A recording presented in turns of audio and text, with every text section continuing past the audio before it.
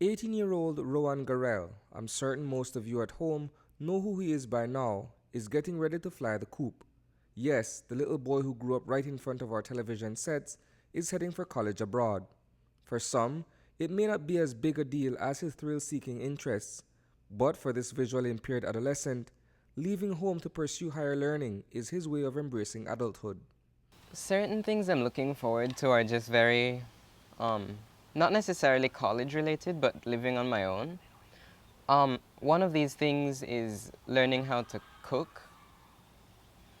As I mentioned before, I speak to blind people on Skype sometimes, and I just hear them saying very casual things like, oh, I think I'm going to have breakfast now, so I'll be back. I'll go make pancakes with eggs and sausage and bacon, and that just sounds so amazing because to be able to get up and cook your own food, I mean, I probably wouldn't feel very happy about doing that in the early morning when I'd probably like to be asleep.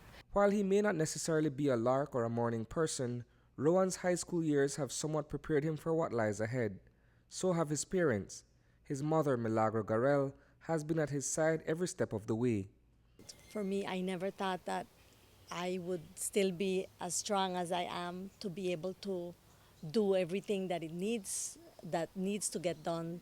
And we're here, and I think I'm ready to let him go. It's very important for him to find his independence, and Rowan has proven that he definitely wants to take on that challenge. So we are ready to let him go. Of course, a huge part of Rowan's liberation has to do with him deciding which university he wants to attend. That decision, unfortunately, was born out of the many hurdles he's had to overcome at school. Some of the challenges were just applying to college, making sure I got everything in, normal stuff. But another challenge we faced was the SAT. Um, since I am a blind, or since I'm disabled, it's a normal SAT exam that I have to take, but the procedure is different. The school is supposed to register for the exam since it's a modified version.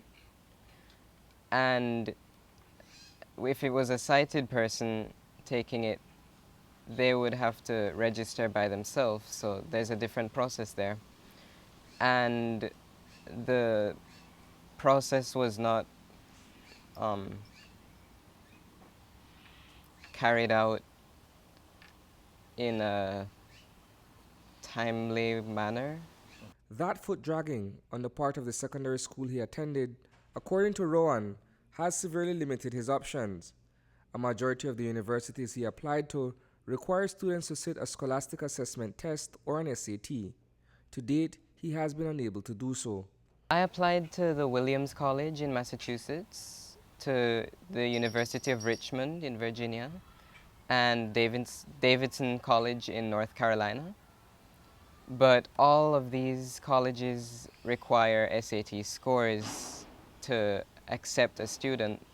It's mandatory. So unfortunately, I was not able to get into those.